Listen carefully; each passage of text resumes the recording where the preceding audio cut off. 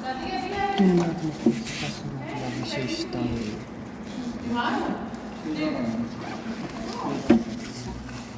पहले similarity of conceptual framework of units of comparison.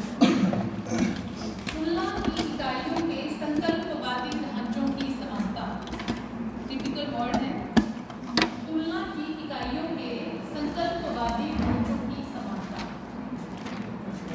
Similarity of conceptual framework of units of comparison. Units of comparison.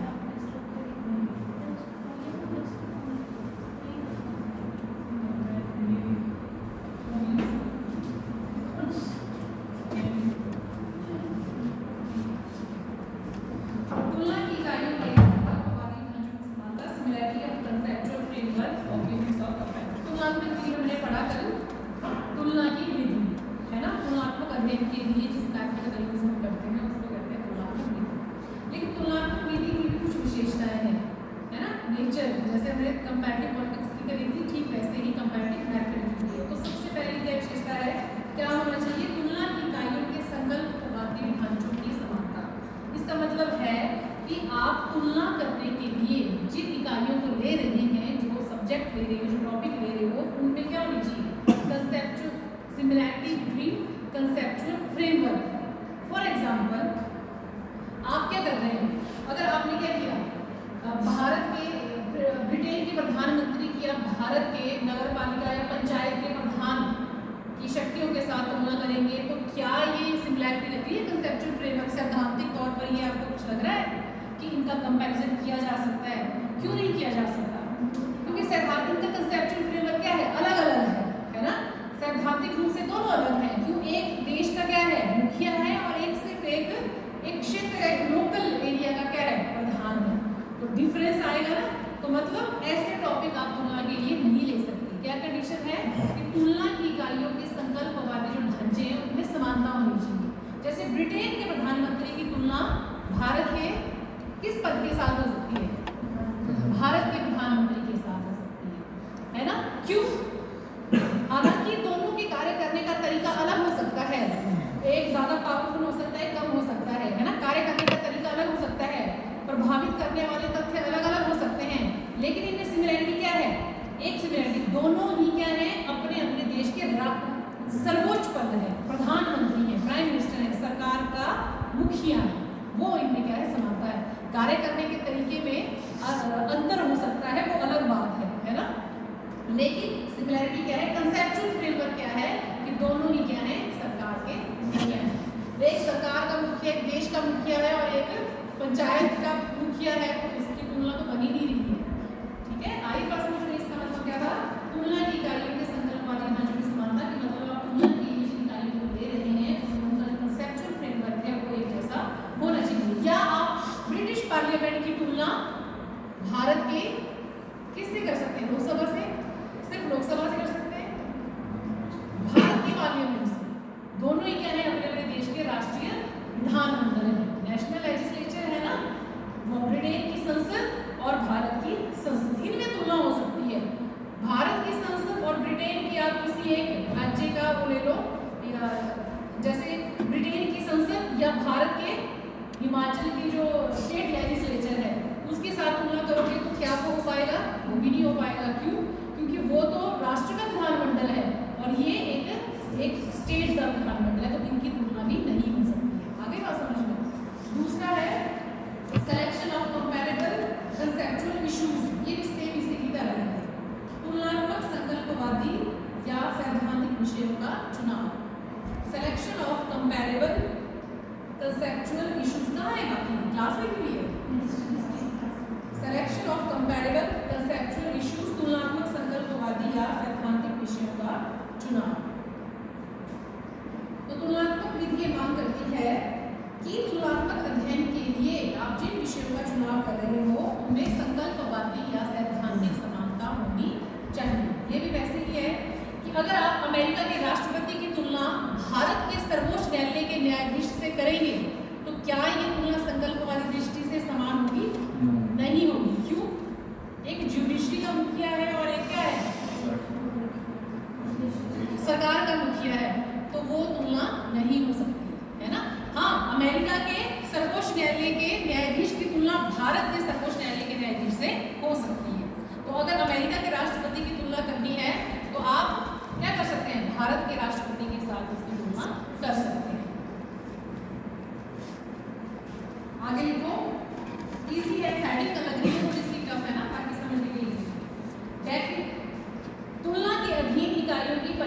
परिभाषिकता, डेफिनेशनैलिटी of units of comparison, तुलना के अधीन इकाइयों की परिभाषिकता। तो जिन इकाइयों को आप तुलनात्मक अध्ययन के लिए ले रहे हैं और जिनका आप तुलनात्मक विधि से अध्ययन करने वाले हैं, उनके विषय में क्या होना चाहिए? सबसे पहले उनकी परिभाषिकता, उनका स्पष्ट अर्थ पता होना चाहिए। मतलब उनके अर्थों के बारे में, उनके मीनिंग के बारे में, उनके डेफिनेशन के बारे में कॉन्फ्लिक्ट ना हो। ठीक है, जैसे पॉलिटिकल कल्चर है, पॉलिटिकल सोशलाइजेशन है या पॉलिटिकल सिस्टम वर्ड है, तो आप सभी के लिए और किसी दूसरे देश में बैठे हुए स्टूडेंट के लिए भी पॉलिटिकल सिस्टम का मतलब वही है जो कि आप अंडरस्टैंड करते हैं। लेकिन कुछ ऐसे विषय हैं जिनके बारे में लोगों में अलग अलग धारणा है, जिनके बारे में लोग अलग सोचते हैं। जैसे सोशलिज्म है, समाजवाद है, इसके बारे में काफी कॉन्फ्लिक्ट है। कुछ सोचते हैं कि समाजवाद का अर्थ कुछ और है, कुछ सोचते हैं कि समाजवाद का अर्थ ये है। तो मतलब आपने जब तुलना के अधीन या तुलनात्मक राजनीति का जो अध्ययन करता होगा, जब उसने विषय लेना है कंपैरिजन करने के लिए, तो ऐसे विषय को लेगा जिसकी परिभाषिकता क्या है? परिभाषिकता के बारे में, जिसके मीनिंग के बारे में कॉन्फ्लिक्ट नहीं ना हो, जिसका स्पष्ट अर्थ हो, जिसका सभी एक समान अर्थ समझते हो, उस अर्थों के बारे में क्या नहीं हो, असमानता। उसके बाद है डेफिनिटनेस ऑफ द स्टडी, अध्ययन की निश्चितता, डेफिनिटनेस ऑफ द स्टडी, अध्ययन की निश्चितता।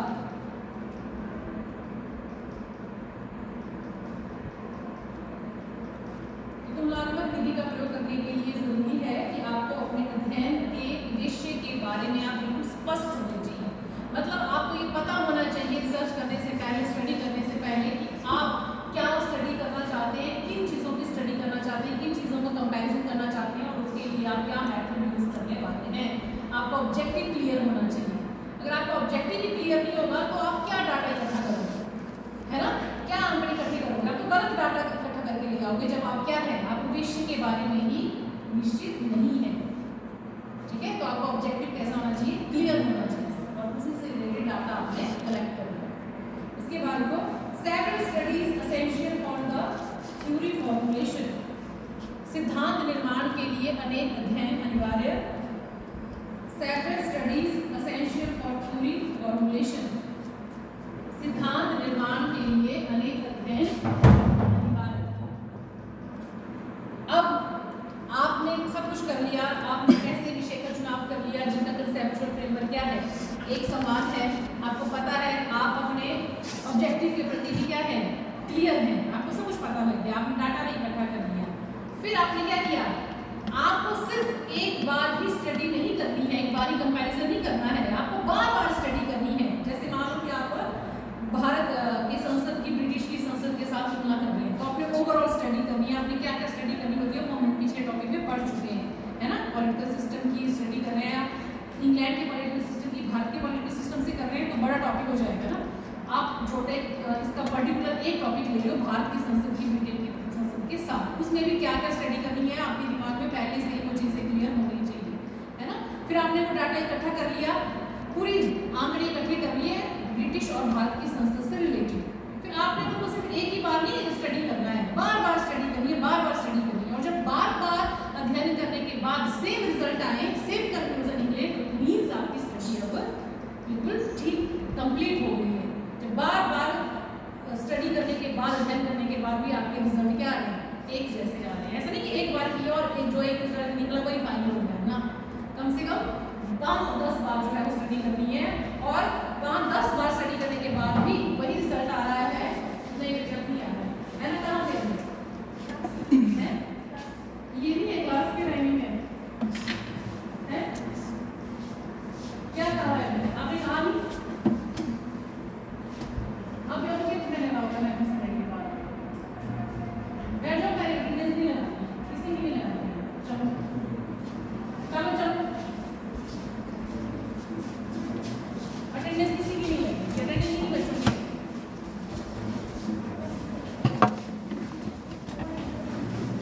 ये कोई बात कर रही है टाइम में तो करा, आज मैंने अलाउ कर दिया उन दोनों सीटों की टाइम से टाइम हो रहा है। 20 मिनट के बाद में क्या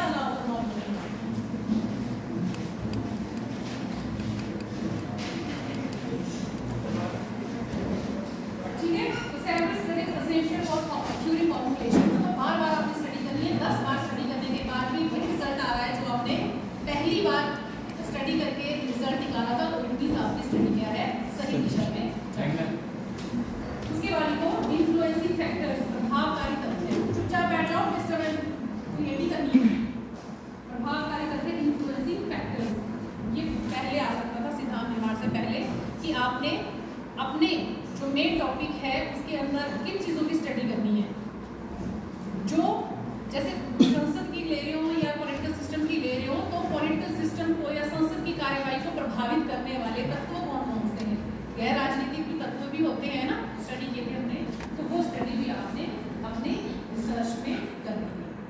तो ये थे इसके नेचर, कैरेक्टरिस्टिक्स। अब लिखो operational aspect of comparative method, तुलनात्मक विधि का क्रियात्मक पक्ष। Operational aspect of comparative method, तुलनात्मक विधि का क्रियात्मक पक्ष। सेम वैसे ही है, लिखो selection of units of comparison on the basis of conceptual framework. Selection of units of comparison on the basis of conceptual framework. संकल्पवादी ढांचे के आधार पर तुलना की इकाई का चुनाव। वही हेडिंग है जो हमने पहले लिखी।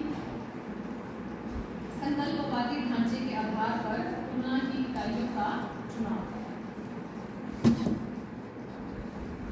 अच्छा, ये जो मैं हेडिंग लिखा है ना, operational aspect of comparative method, Hindi में है तुलनात्मक विधि का क्रियात्मक पक्ष। ये हेडिंग है, मतलब इसको व्यवहार में आपने कैसे इम्प्लीमेंट करना है। तुलनात्मक विधि का क्रियात्मक पक्ष, जिसकी सब हेडिंग है संकल्पवादी ढांचे के आधार पर तुलना की इकाइयों का चुनाव। Selection of units of comparison on the basis of conceptual framework. तो आपने अध्ययनकर्ता को ऐसी इकाइयों का चुनाव करना होता है जिनके संकल्पवादी ढांचे में क्या हो, समानता हो, जो तुलना करने के योग्य हो। तुलना करने के योग्य का मतलब है जो एक समान हो, है ना। हाँ, कार्य करने के तरीका उनका अलग अलग हो सकता है, लेकिन जो मुख्य ढांचा है, जैसे मैंने कहा कि दोनों राष्ट्रीय विधानमंडल हैं, वो क्या आ रही है, मेन बात आ रही है ना, मेन पॉइंट है कि राष्ट्रीय विधानमंडल है। कार्य करने का तरीका अलग हो सकता है, पावरफुल कोई ज़्यादा हो सकता है, कोई कम हो सकता है, जो प्रभावकारी तथ्य है वो अलग अलग हो सकते हैं, लेकिन मेन बात ये है कि दोनों अपने अपने राज्य के क्या है, राष्ट्रीय विधानमंडल। उसके बाद है क्लासिफिकेशन, वर्गीकरण।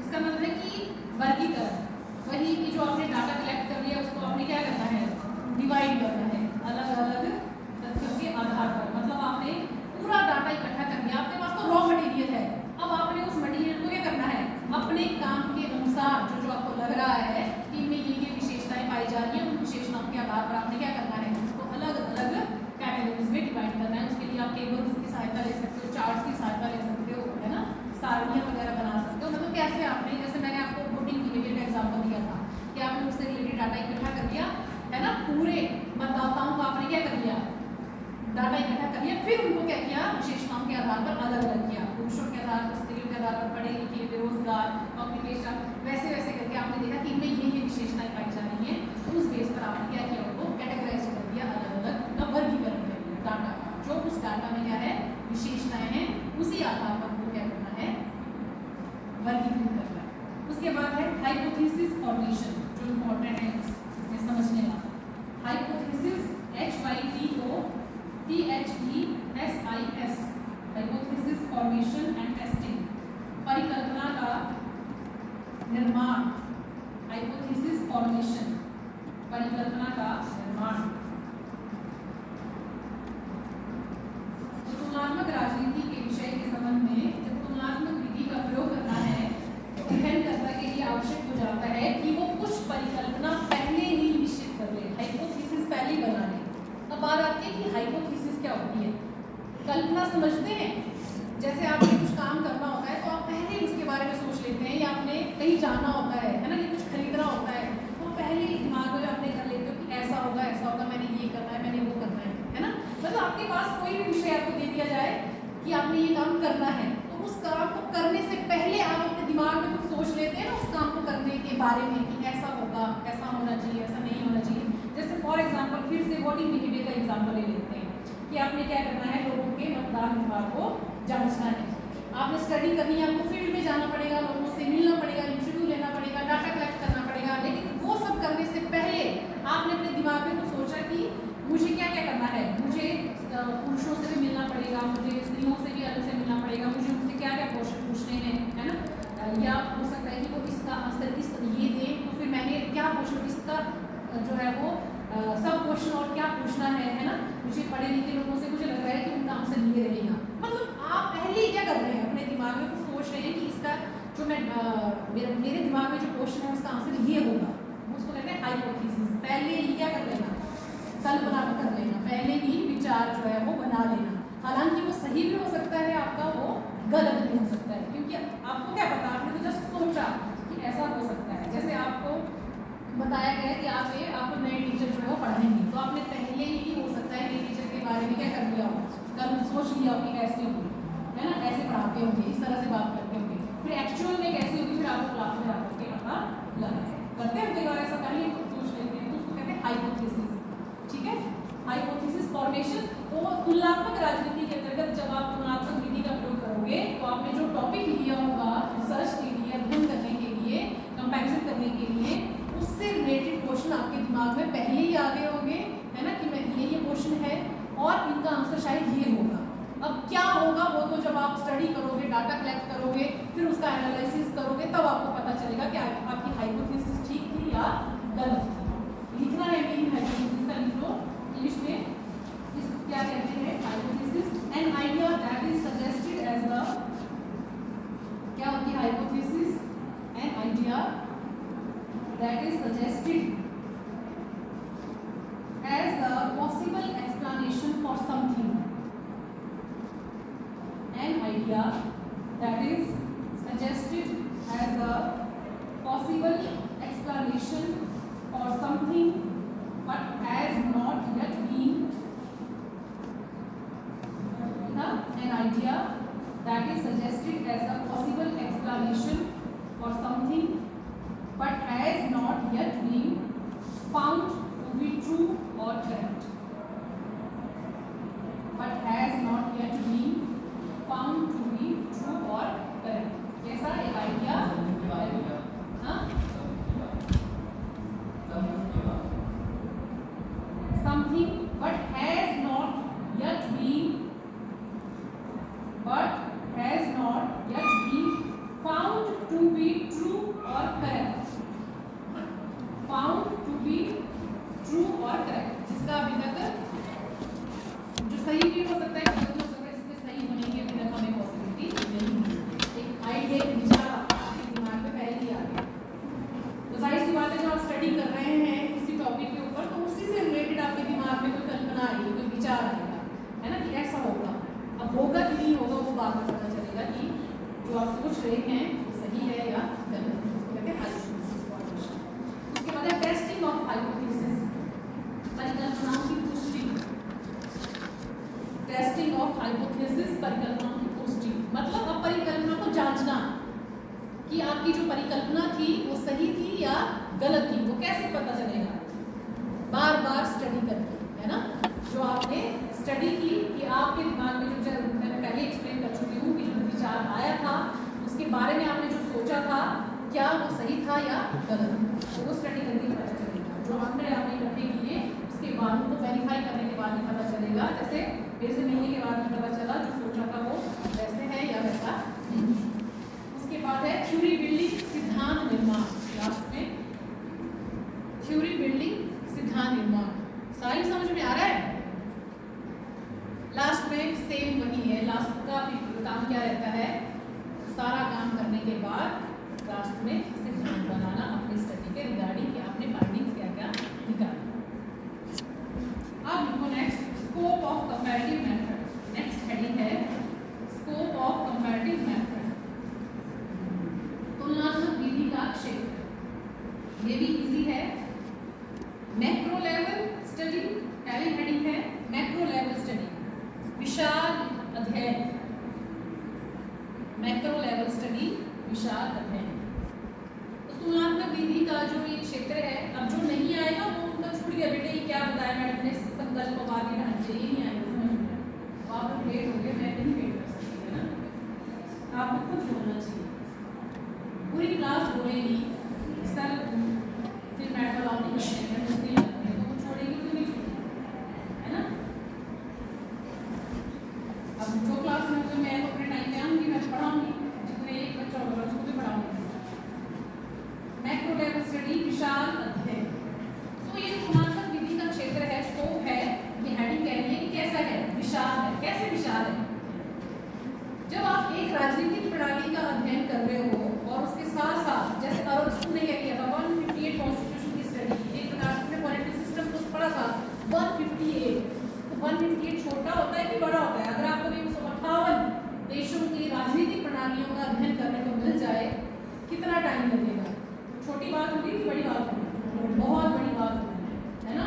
तो एक राजनीतिक प्रणाली का अध्ययन करना, मतलब आप एक ही देश के अगर पॉलिटिकल सिस्टम को ले लो ना, तो वही अपने आप में बहुत बड़ी बात है। तो मतलब आपने उस देश का पूरा खाका, पूरा ब्यौरा, पूरी जानकारी ले ली, आपको सब कुछ पता है उसके बारे में। अगर एक से ज़्यादा की कर ली, 4 की कर ली, 5 की कर ली, तो मतलब तो और ज़्यादा बड़ा हो जाएगा। तो तुलनात्मक विधि का जो क्षेत्र है वो कैसा है? बहुत बड़ा है, विशाल है। दूसरा लिखो, माइक्रो लेवल स्टडी, सूक्ष्म अध्ययन, लघु या सूक्ष्म स्तरीय अध्ययन, micro level study, micro level study, सूक्ष्म अध्ययन। अब बड़ा होने के साथ साथ मैं कहती हूँ कि इसका जो स्कोप है, क्षेत्र है, वो छोटा भी है। कैसे? हाँ बोलो, हाँ बोलो मीना, क्या बोलो, ठीक बोलो। एक देश की राजनीतिक प्रणाली के आपने सब टॉपिक लेना है, तो वो क्या हो जाएगा? सूक्ष्म अध्ययन। जैसे मैंने कहा कि सुप्रीम कोर्ट के न्यायाधीश की, भारत के सुप्रीम कोर्ट के न्यायाधीश की आपने अमेरिका के सुप्रीम कोर्ट के न्यायाधीश के साथ क्या करनी, तुलना करनी है। तो वो छोटा सा टॉपिक हुआ ना। अब आप बाकी को छोड़ दोगे, प्रधानमंत्री नहीं पढ़ोगे, राष्ट्रपति नहीं पढ़ोगे, राजनीतिक तत्व नहीं पढ़ोगे, फॉर्मल इंस्टीट्यूशन नहीं पढ़ोगे, आप क्या पढ़ोगे? न्यायाधीश को, जुडिशियल सिस्टम को पढ़ोगे, अमेरिका के और भारत। तो एक छोटा सा हो गया ना, तो छोटा मतलब इसकी तुलनात्मक विधि के अध्ययन क्या कर सकते हैं? छोटी से छोटी स्टडी भी कर सकते हैं, अध्ययन भी कर सकते हैं, और बड़े से बड़ा भी कर सकते हैं। तो बड़ा भी है और छोटा भी है, वो आपकी स्टडी के ऊपर डिपेंड करता है कि आप स्टडी क्या करना चाहते हैं। उसके बाद वो study of the units of lesser scope, study of the units of lesser scope, कम क्षेत्र वाली इकाइयों का अध्ययन। अब और नीचे आ जाओ,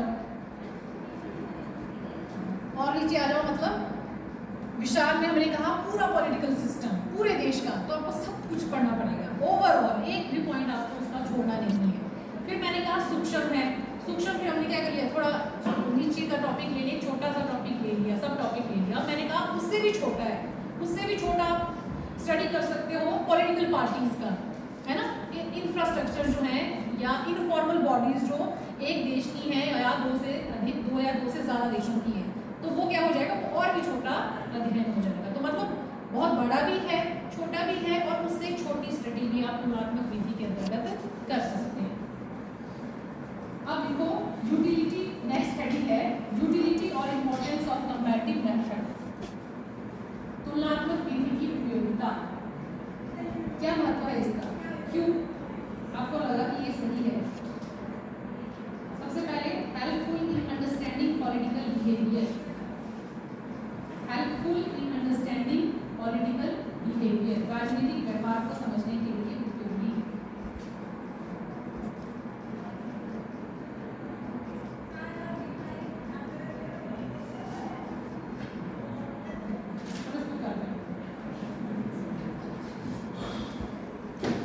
कितना समझ में आ गया?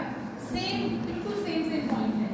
तुलनात्मक राजनीति का जब आपने मीनिंग समझ लिया, कैरेक्टरिस्टिक समझ ली, इंपॉर्टेंस उसकी, उसका स्कोप अपने आप निकल आएगा। सिर्फ विशेषताओं की जगह आपने लिखना है क्षेत्र या स्कोप। ठीक वैसे ही तुलनात्मक विधि का अर्थ अगर आपको समझ में आ गया, इसका नेचर समझ में आ गया, तो बाकी चीज़ें आपको खुद समझ में आ जाएगी। कोई ऐसा जिसको